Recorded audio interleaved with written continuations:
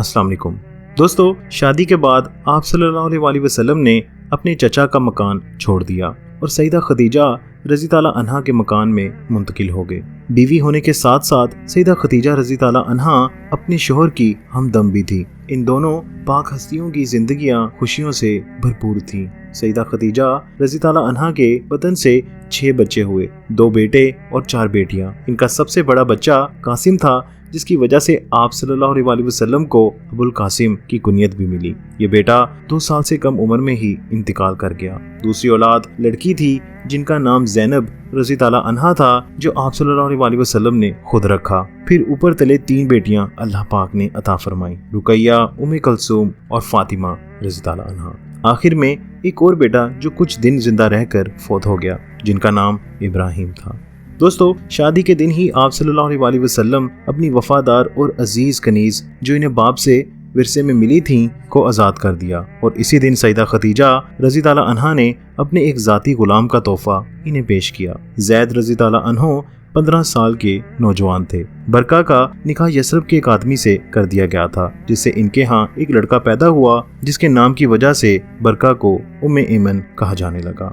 अब ज़ैद रज़ी ताला अन्हो का किस्सा यूं है कि सईदा खदीजा रज़ी ताला अन्हा के भाई हज़ीम के बेटे हकीम ने उकास के बड़े मेले से हाल ही में ज़ैद रज़ी ताला अन्हो के साथ साथ कुछ और 9 उम्र लड़कों को खरीदा था। इस तरह जब हकीम से मुलाकात के लिए इनकी फूफी सईदा खदीजा रज़ी ताला अन्हा एक दिन इनके यहाँ गईं, तो हकीम ने अपने इन गुलामों को पेश करके फूफी से रिक्वेस्ट की कि इनमें से अपने वास्ते किसी को चुन लें। सईदा खदीजा रज़ी ताला अन्हा ने ज़ैद रज़ी ताला अन्हो को पसंद करके इन्हें अपने साथ ले आईं।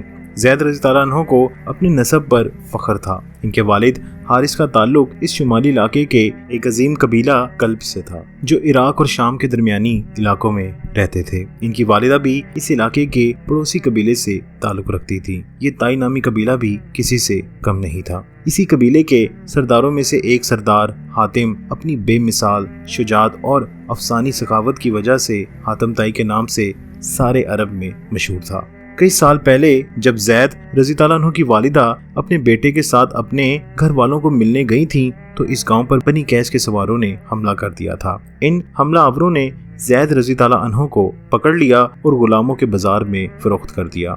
इनके वालिद ने इनको हर जगह तलाश किया, मगर नतीजा कुछ ना निकला और ना ही ज़ैद रज़ी ताला अन्हो को इस तमाम अरसा कबीला काब का कोई फर्द नजर आया जिसके जरिए वो अपने वालिदैन को अपनी खबर भेज सकते। काबा तमाम तर अरब से ज़ाहिरीन को खींच लाता था। हज के दिनों में जबकि ज़ैद को आप सल्लल्लाहु अलैहि वसल्लम की गुलामी में आए कई माह गुजर चुके थे, तो इन्होंने मक्का में अपने कबीले के चंद ऐसे लोगों को देखा जिनका ताल्लुक खुद इनके अपने खानदान से था। अगर वो इन्हें गुज़िश्ता साल देख पाते तो इनके जज्बात का आलम कुछ और ही होता। ज़ैद रज़ी ताला अन्हो ऐसे लोगों को ढूंढ निकालने के लिए बड़े बेताब थे, मगर अब जबकि अपने कबीले के लोग नजर आए तो हालात बदल चुके थे। वो जानबूझकर अपने घर वालों को अपने हालात से बेखबर रखना चाहते थे, लेकिन मुश्किल ये आन पड़ी कि पैगाम भेजें भी तो क्या। मर्द सहरा होने की हैसियत से इन्हें यही मुनासिब नजर आया कि अपना हाल अपने वालिदैन तक पहुंचाएं। इन्होंने चंद अशार लिखे जिनसे इनकी ज़ीनी कैफियत की अक्कासी के साथ साथ घर वालों को सुकून भी मिल सकता था कि हमारा बेटा खैरियत से है। खैर, जब हाजी इस खुशखबरी के साथ घर वापस लौटे तो हारिस फौरन ही अपने भाई काब को साथ लेकर मक्का रवाना हो गए। इन दोनों ने आप सल्लल्लाहु अलैहि वसल्लम से मिलकर फिदिया के एवज ज़ैद रज़ी ताला अन्हो को आज़ाद करने की इल्तिजा की। इन्होंने रिक्वेस्ट की कि फिदिया की जो रकम भी मांगी जाएगी हम वो अदा करेंगे। आप सल्लल्लाहु अलैहि वसल्लम ने फरमाया, मैं ये इख्तियार ज़ैद को देता हूँ, वो जिसको चाहे मुंतखिब करे। अगर वो तुम्हारे साथ जाना चाहता है तो बगैर फिदिया दिए अपने साथ ले जाओ, वो तुम्हारा है। लेकिन अगर वो मेरे साथ रहना पसंद करता है तो मैं इन इंसानों में से नहीं कि ऐसे इंसान पर जो मुझे पसंद करता हो इस पर किसी दूसरे को मुसल्लत कर दूं।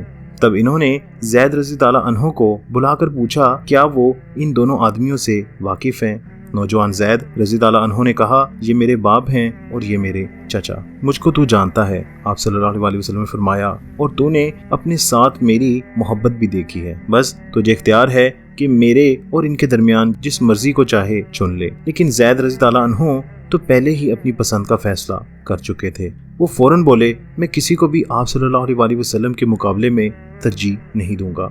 आप तो मेरे हक में میرے باپ بھی ہیں اور میری ماں بھی۔ یہ سن کر باپ اور چچا غصے میں بولے، اے زید، کیا تو آزادی پر غلامی کو اور باپ، چچا اور اپنے گھرانے کے مقابلے میں یہاں رہنے کو ترجیح دیتا ہے؟ زید نے کہا، ہاں یقیناً ایسی ہی بات ہے، کیونکہ میں نے اس آدمی میں وہ چیزیں پائی ہیں کہ میں ان کے مقابلے میں کسی اور کا انتخاب نہیں کر سکتا۔ آپ صلی اللہ علیہ وسلم نے مزید کلام ختم کیا اور انہیں اپنے ساتھ کعبہ چلنے کا حکم دیا۔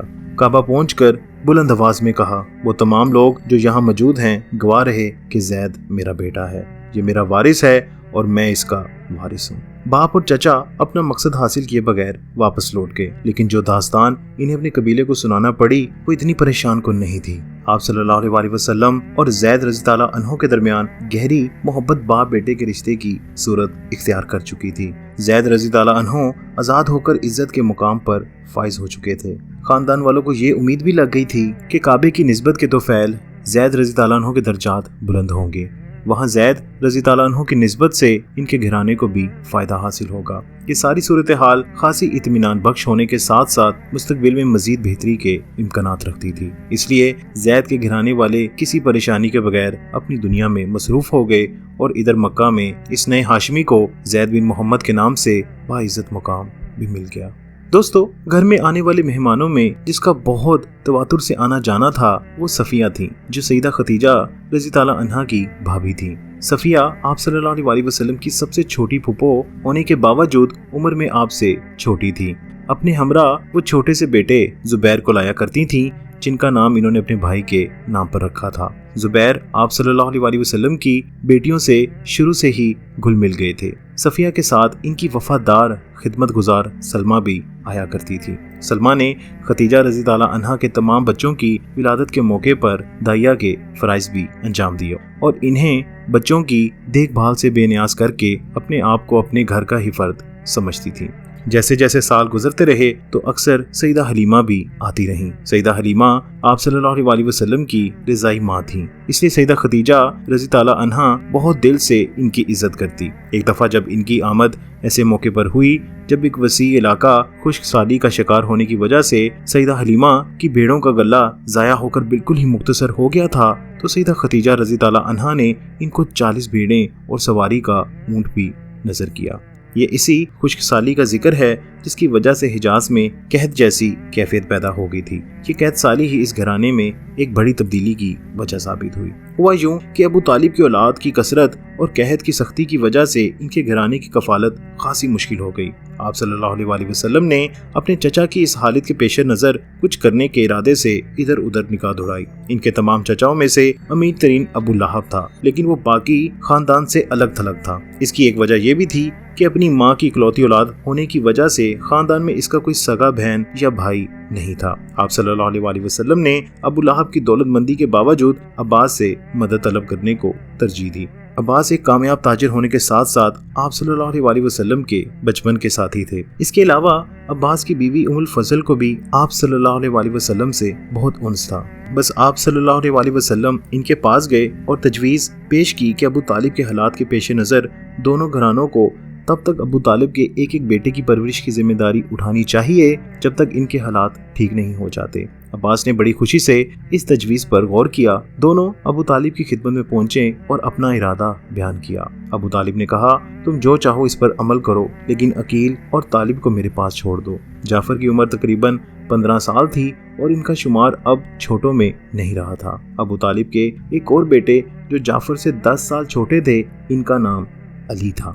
تقریباً اسی زمانے میں خدیجہ رضی اللہ عنہا کے ہاں بھی ان کا آخری بچہ پیدا ہوا تھا جس کا نام عبداللہ رکھا گیا تھا، لیکن وہ چھوٹی عمر میں ہی انتقال کر گئے۔ گویا عبداللہ کی جگہ اللہ نے علی رضی اللہ عنہ کو آپ صلی اللہ علیہ وسلم کے گھرانے کا فرد بنا دیا اور 4 بیٹیوں کے درمیان ان کی پرورش بھائی کی طرح ہوئی۔ علی رضی اللہ عنہ اپنے چچا زاد بہنوں رقیہ رضی اللہ عنہا اور ام کلثوم رضی اللہ عنہا کہ تقریباً ہم عمر زینب رضی اللہ عنہا سے عمر میں تھوڑے سے چھوٹے اور فاطمہ رضی اللہ عنہا سے کسی قدر بڑے تھے۔